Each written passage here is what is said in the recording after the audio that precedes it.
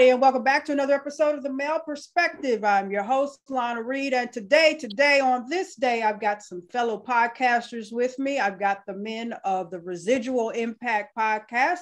I've got Brandon, Gio, and Jamichael here to talk with me today, and I'm kind of excited to talk about the content they've got going on, how they got started and all that. But first and foremost, like I always do, I like to take a moment and pause, say thank you for making time for me. Time is a gift. Once you give it, you cannot give it back. So I appreciate you guys for carving out this space for me today. And with that, welcome to the show. Thank you very much for having us. Yes. So my first question, like I mentioned, you guys have a podcast. So how did the two of you connect, and how did you start this podcast? How did that come to be? Well, the two of us, we actually met when I was 15, he was 13. And yeah, we were teenagers. So he just turned 30 yesterday, and I'm 32. So we've known each other for a while. Thank you. Okay. Happy belated. 15 and 13. Yeah. Oh my goodness, you guys go way back. Okay, well then, is this the first endeavor you guys have been in together? No, actually not. I guess in early 20s, we've talked about entrepreneurship before. And we've also just kind of like bounced ideas back off of each other and started running in the same circles and, developing a similar mindset towards where we wanted to go in the future. But at that point of our lives, podcasting was not really on the table. This just kind of like randomly came about earlier this year when Mike called me one day, just randomly, like, hey, have you ever thought about starting a podcast? It's like, you know what? Yes, I have, but I don't know what I'm going to talk about. I don't know when I'm going to do this or what. It's like, okay. So that was January, and we officially launched in August of 2021. And, we've just been spending the last, the first 7-8 months of the year just kind of prepping for it. Oh, okay. What made you say, hey, let me start a podcast, or I want to start a podcast? What was going on? Believe it or not, so what I would normally do is put out like encouraging videos, and I would do this often. And then one day just like a normal day, I'll put out a video, and a young lady actually asked me, she said, you should think about doing a podcast. And I watch them all the time, and I never thought about that. And the moment she wrote that to me, it just clicked. I'm like, well, let me reach out to him, because he had a YouTube channel that he was starting up. Well, he started back up. And I just noticed the way he would edit videos and stuff. So I was just like, man, like, let me ask him, because he knows some things that I don't know. And then, like, I feel like as far as speaking, I was like, man, I feel like this is something we can merge together with and just work together and grow, because we've done business prior, like he said. And then it's just one of those things that just worked out. It just clicked. Definitely did. Teamwork makes the dream work, huh? There you go. Man, I'm telling you. Teamwork makes. So what's been the most challenging thing so far about starting a podcast and getting it going? I would say the most challenging thing would be location. Because, we've had so many people reach out to us even before we started. They know what it is that we're capable of. Like he said, I've been running a YouTube channel for a while, and, he's been doing motivational videos. So they're just like, the two of us together, a lot of people have already seen it. Yeah. So they're just like, hey, well, when can we get on?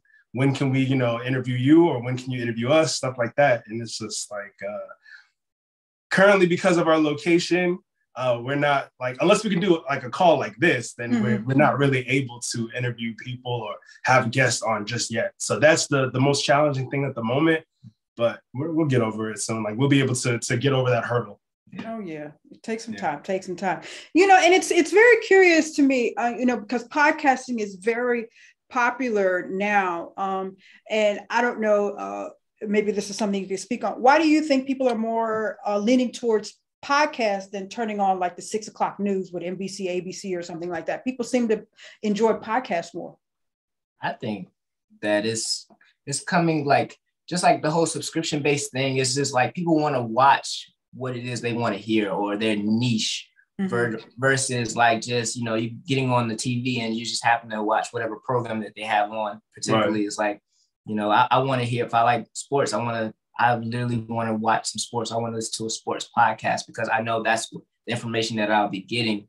And I think that's just kind of like the direction that, we're going into especially like with social media and stuff like that. It's just people want things now and they want it direct. So I think that's what I want. I want what I want. That's basically what it is. And when I want it to. they want it ASAP. All righty. Is that Jay Wentworth commercial? I want my money and I want it now, right? Need it now. Yeah. It's my money and I need it now. Need it now. Now, I was listening to a couple episodes of the podcast, and the two of you do something that it's near and dear to my heart. I heard you both say to each other, "How was your week?" Right? And that really touched me some kind of way, because especially Black men, you guys don't really have a habit of checking in on each other and, hey man, you okay? How you doing? Or whatever. And of any demographic of people, I think y'all need to check in on each other. So first and foremost, how is it that you guys learned to check in on each other? Why is it such a stigma for brothers to say, hey man, you good? You okay? I mean, how do we kind of start to pick apart this or whatever? Because what you guys do for each other, I think is phenomenal, Thank you. That's the start of him. He can answer that. He's the start of that. It's really a long story. I mean, like you said, we don't check on each other enough. There's a lot of things that we go through on a regular basis that we don't really open up to people about. We don't really share with anybody. This young lady that I was dating not too long ago, she always used to tell me that, I should talk to a therapist. I should see a therapist because I have some traumas that were, kind of like unresolved. And at first I never believed her. It was like, oh, therapy? No, that's nonsense. I don't need therapy, stuff like that. I don't want to open up to anybody, because growing up, I was never really taught to open up to anybody. So it just, as I got older, I decided to, there's nothing better than to see what's going on with somebody else. Maybe you can do something to help them. Whether you're a professional or not, maybe you might be the person to get them over to a professional. You just never know. But closed mouths don't get fed. You have to ask. True.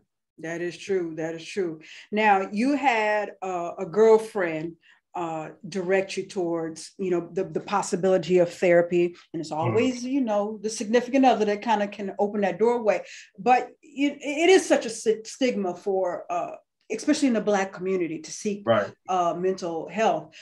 Is there something that we could do to kind of make it less, stigmatized? I mean, how do we get more people to say, because we do need help, we're dealing with a lot of stuff. Just to walk out the front door and get back home safely in the skin that we're in is very stressful. I mean, I think, we could all deal with some therapy from time to time.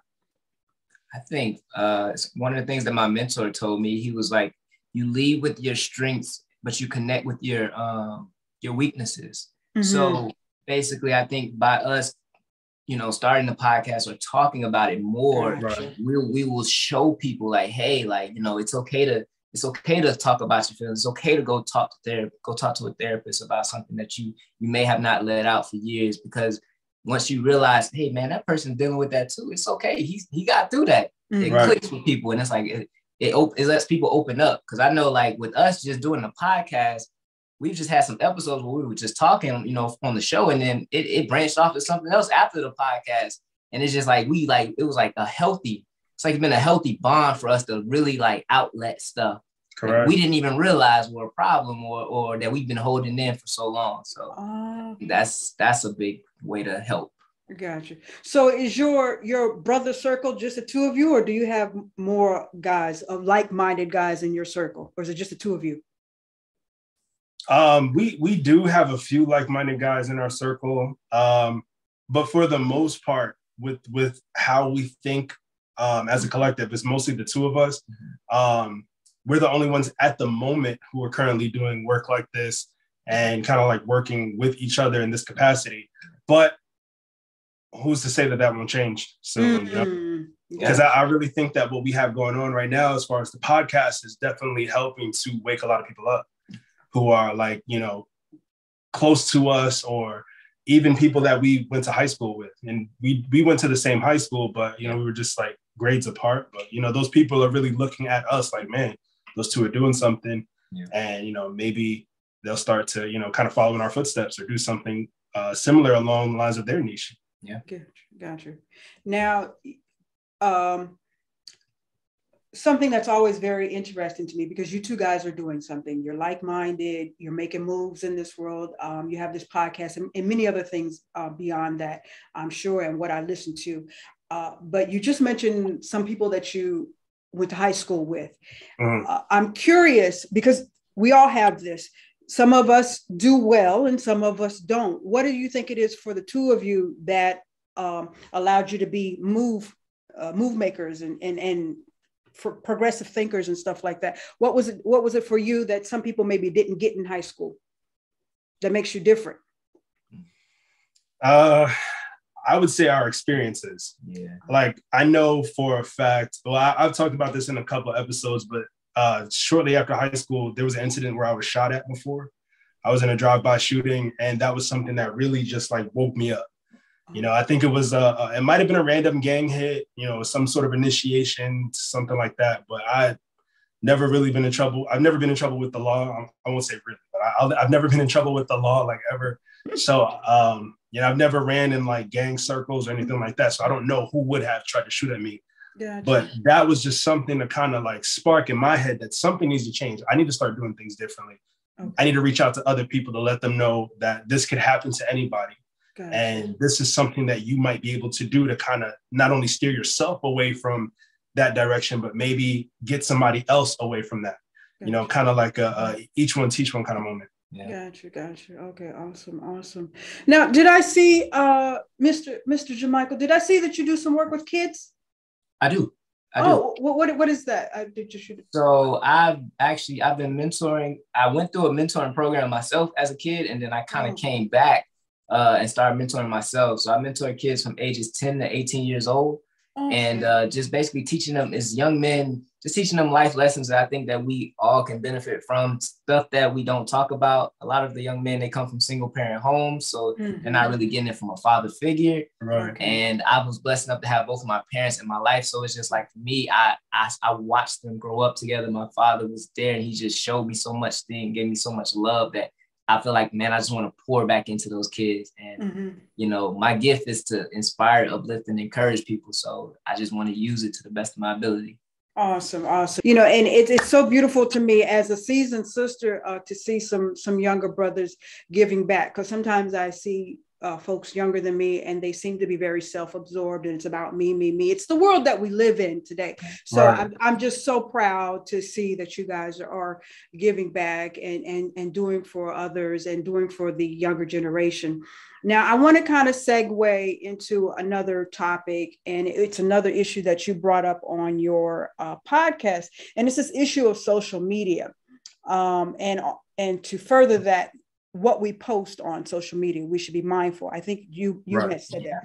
So I read this article a few weeks ago about a son, and his mother had a OnlyFans account. And the son was being bullied at school because his mother had the OnlyFans account. Mm-hmm. And the mother's defense to the son, and I guess to the public, was, well, the parents should do a better job of monitoring the kids because they should watch what their kids do. So as sons, do you feel her argument is valid or not? Or, I mean, what? I'm just curious. I see her point. I'm not going to say her argument is valid. I do see her point, and I know exactly what story you're talking about. But as a son, I mean, I would, you know, definitely not like to see.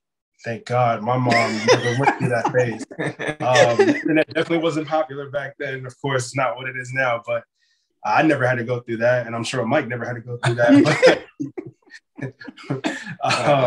I really think that in that instance, you know, she should have taken her son into consideration, and definitely, you know, like stop doing what she was doing. I mean, there's a million ways to get money out here. Like, mm-hmm. why must you do something as, you know, like that to try to get funds? I mean, I don't know. I mean, that story alone, like I kind of forgot all about it until you brought it back. It's like, Wow. Yeah. Mike. I mean, I'm asking because I'm not a son, so right. It was just puzzling to me that she. So I'm asking some sons. Yeah. No, I agree. I agree with him. I think that it can work both ways. Like, I do think it's important. It starts at home. Everything starts at home. So you got to make sure that, you aren't creating an environment to where, your sons are not like getting into things that they shouldn't be, correct. Watching them. But then at the same time too, it's like when they go out into the world, you also got to know, hey, what am I putting out there for them that may come back? So you got to think about yourself. And I'm always cognizant of that. Like, what I post now, like, I know that, hey, it's going to be here. So let me make sure that this is something that my kids or family they'll be okay seeing. Like, so it works in both ways, I think. Yeah. I mean, and I just had this conversation with my mother last night. My mother's 70 years old, and we were talking about there's this recent issue now. This girl posted a video encouraging another young teen to kill herself. And it's floating around social media right now.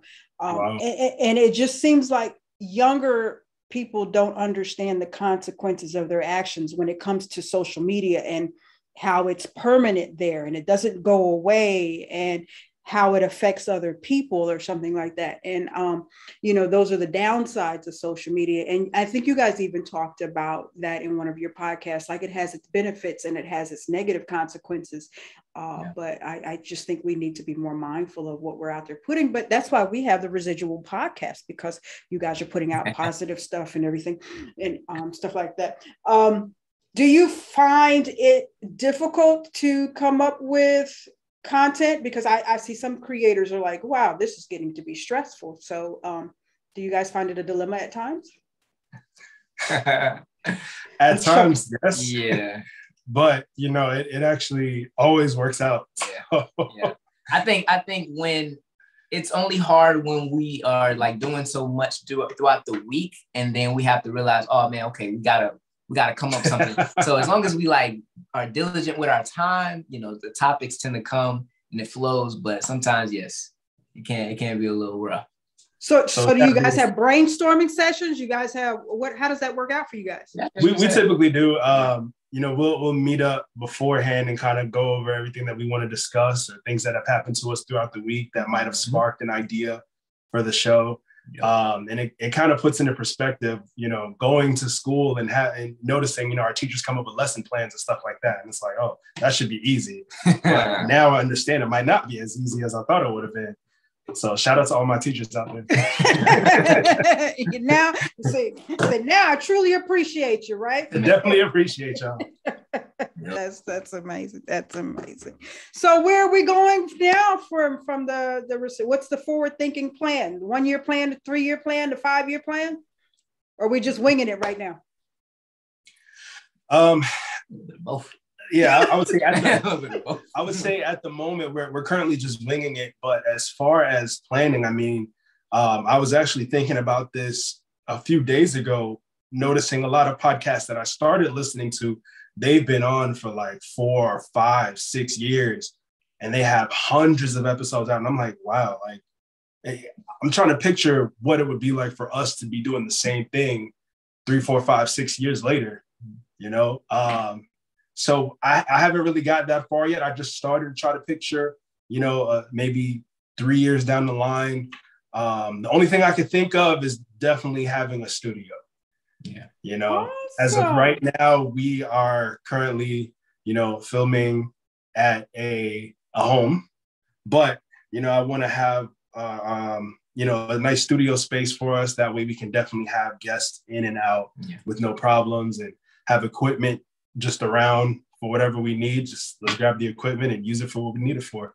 Yeah. Awesome. When I grow up, I want to be big like y'all. Goodness gracious.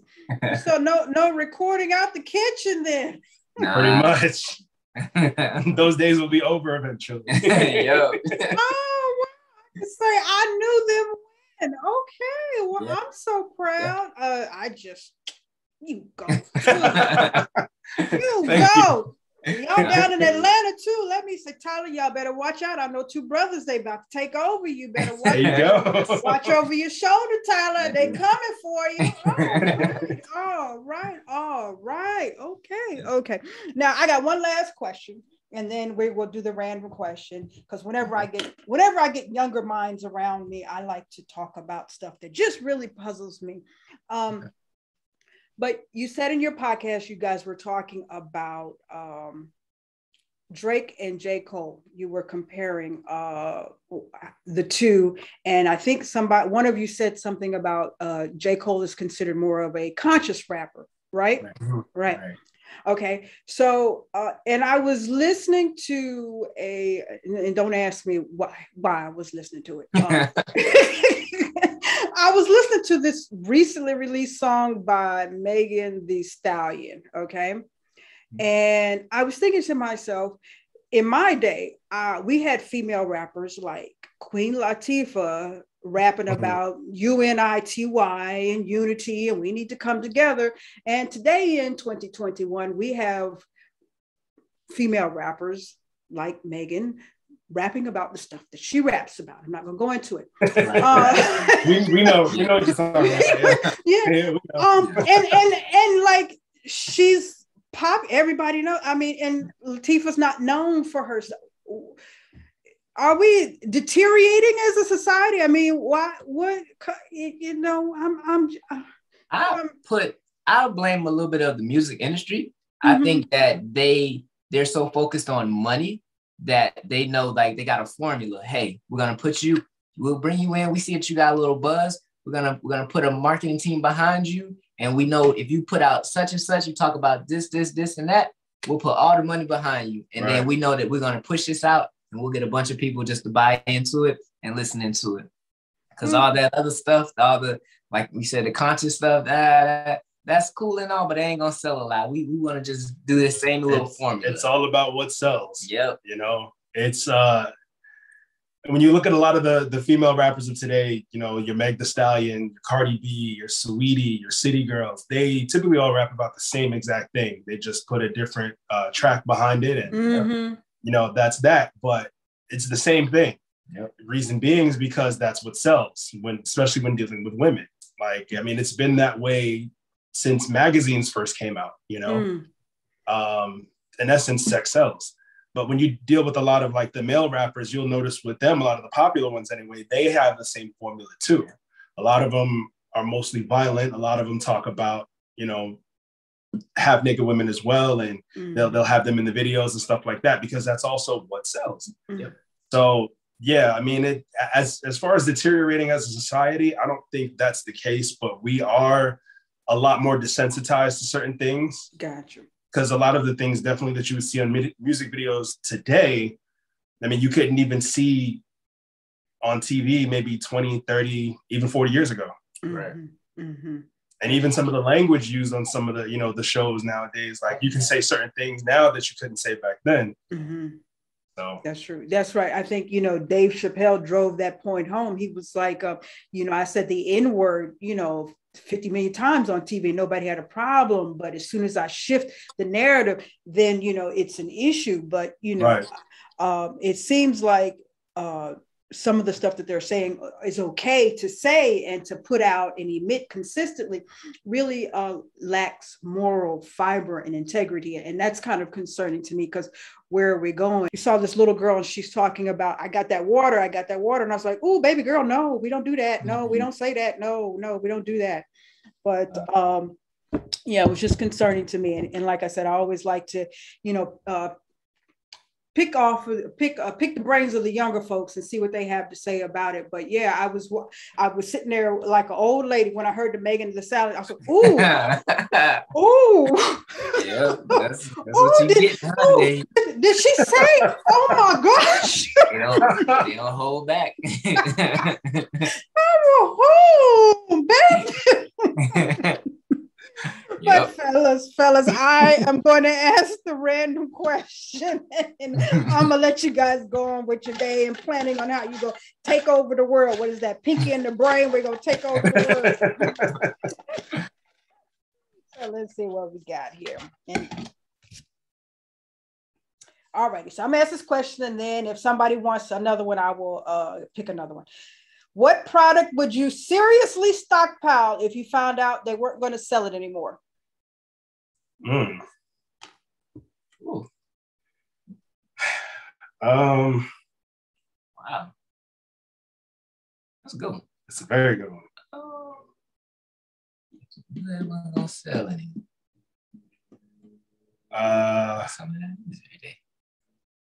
Let me ask you this: what is the age range of your audience? Adults. Perfect. Mine would be salted caramel Crown Royale. Salted caramel Crown. Yep. They sell it during holiday season every year, and I said to myself in the summer when they usually have the peach flavor, it's like, okay, when Thanksgiving comes around and I know that they're on the shelves, I'll go ahead and stock up. So I'll have some for the year until the next holiday season. Come to find out, they weren't doing it this year. Yeah. Okay. So I really wish I stocked up last year. Okay, so I missed that one. Yeah. Okay. That's my favorite. That's my absolute favorite. So salted caramel Crown. Okay. So we know what to get you for the Christmas present, the birthday presents, and all of that stuff.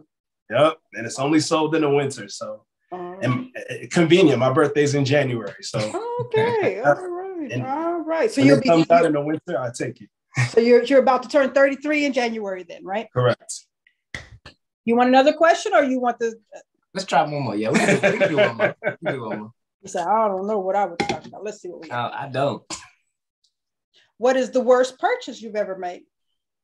The worst purchase I've ever made, I think, would be some 22-inch rims. That was the worst purchase. I was just going along with music videos and my friends that was around me at the time. But that most definitely, it depreciated and it got me a very, like, I ain't gonna lie, I got racially profiled a lot just for having them. So that one to me was my worst purchase. Awesome. And that was on the Chevy? That was on the Chevy Impala. Yep, he had an Impala. Oh my goodness gracious. Yeah, well, I've been down to Atlanta. I've seen some cars done up really nicely there and wasted income, you know. So. Yeah. No. Yeah. That's exactly what it is. That's all right. You were hold on a second. What is, yeah, that's okay. You were younger then. So we learn, we grow, we do better. So that's it. So fellas, please tell us how we pick up the Residual Impact podcast, how many days it comes out, how we catch it and all of that stuff, how we connect with you and everything like that. So most certainly, you can find us online, Instagram, definitely at Residual Impact Podcast. We put out episodes once a week. Now, really just depending on the schedule. I'm aiming for every Tuesday, but I'm the one who edits it throughout the week. So it just really just depends on my work schedule, but anywhere between Tuesdays to Fridays weekly, we'll definitely put out an episode. And you can find us on YouTube. Just search Residual Impact Podcast. And, we plan on being everywhere that you can listen to your podcast. As of right now, we're on Apple Podcasts, Google Podcasts, Spotify, and a few other sites. So, Awesome. Well, fellas, like I said, as your internet auntie, I am cheering for you. I'm very proud of you. I just love love to see my brothers doing things and making an impact. How did the Residual Impact thing, how'd that come to be? Man, bouncing around names back and forth, and it's like we literally said the same thing, kind of, or you said it to me. I said it to him, and he was like, "Man, I was kind of thinking something similar, but it just stuck." Yeah. But initially, we were going to use our names to, just be a podcast name. I think he wanted to his last name is Moore, and he never calls me Brandon. He calls me B. So B Moore Podcast was going to be, the name at first. And I was like, you know what? My initial thought was like, I want something that just kicks somebody in the chest when they hear the name. So I was just searching, I was thinking, just found that right thing that just made an impact, you know what I'm saying? Once you hear it, and that was it, and then I told him, he was like, that's it. That's it right there. We got it. I love the name. I love the name. Like you said, it does leave an impact. It hits you hard. So you guys did good. My babies did good. I'm so proud. Thank you very much. All righty, dear. Well, like I said, I wish you guys all much success. I'm going to turn on, I don't know where we're going to be in 5 or 10 years, but wherever we're streaming at, I plan to turn on the streaming service and see you guys out there doing big things. And actually, Tyler, see, I told you about these brothers. So I want to hear that. So don't let me down. Don't let me down. Don't let me got you. All right. All righty. So that is all for this week's episode of The Male Perspective. I'm your host, Lana Reid, and I will see everybody next time.